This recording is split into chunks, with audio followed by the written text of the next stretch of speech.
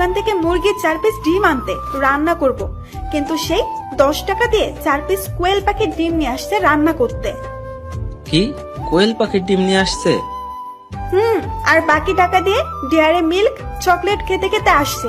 এখন বলো, এত ছোট ছোট ডিম দিয়ে কি রান্না করব আমি? এত বড় ছেলে আর এখনো বাচ্চাদের মতো চকলেট খাই। তখন আব্বু আমার দিকে তাকিয়ে বলল, বাবা, তুই এত বড় বড় ডিম নিয়ে আসছিস, এটা কেমনে খামু?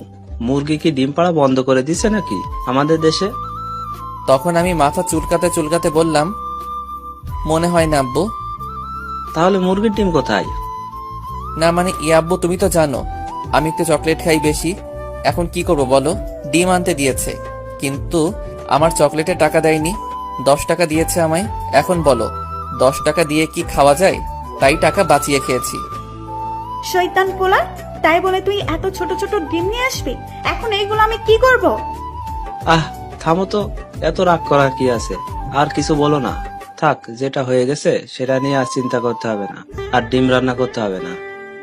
তুমি চুপ করো, কিছু বলতে গেলে বাধা দাও। সব দোষ তোমার। তোমাদের দুইজনের আজ সকালের খাবার খাওয়া বন্ধ।